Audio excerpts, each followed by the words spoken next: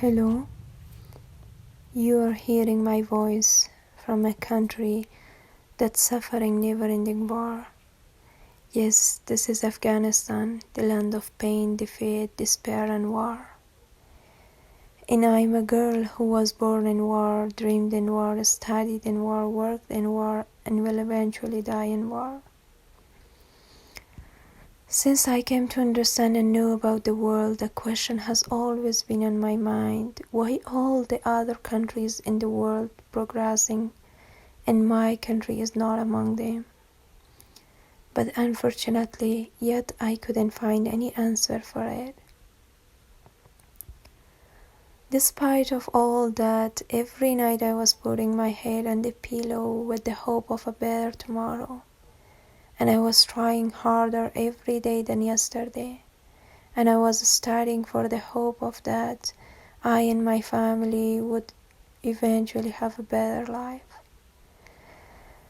Although we have never lived in peace for a moment and have always witnessed various forms of discrimination as an ethnic and religious minority, but the past 20 years created the ground for hope and aspiration. At least we could have hoped, but everything was suddenly destroyed on August 15 with the arrival of Taliban into Kabul city. It was really shocking. Yeah, it was really shocking for me, because the bad experience of Taliban government was going to repeat again. For me, death is not just the destruction of the body. Death is also possible when you realize that there is no bright future, no hope, no happiness, and all the efforts that you have made in the last 20 years destroyed forever. And yes, I am feeling death. It was and it still is a very strange feeling. I could not breathe properly, but I had to stay strong because of my little sisters to not afraid and lose their hopes. They were crying and I was just in shock, because all the Taliban operation on our innocent people during their past government appeared in front of my eyes, and I knew that a girl would not be allowed to work or talk freely. Even their clothing must be according to the Taliban desires.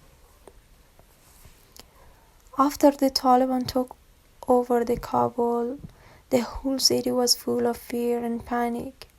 Even in the safest place in the world for me, which was my little room, I no longer felt safe there, because I was one of the active girls in the community who worked for NGOs, worked for peace and capacity building of women. But with the advent of the Taliban, I know that I am currently on the Taliban's blacklist to be killed, because Taliban is opposed to active and knowledgeable women. After all, the only hope for me at that time was Kabul airport, because most countries consider the transfer of people who were under the Taliban threat to a safe country. And I decided to go to the airport with my whole family, hoping that I might be able to spend the rest of my life in peace. But once again, everything was reversed. The day that coincided with the August 26, a powerful explosion took place at the airport, and hundreds of people were killed and wounded in front of our eyes. Nothing is normal. Nothing is normal after that day. Whole Kabul was bleeding. Me and my family come back to home, and the airport gates got closed.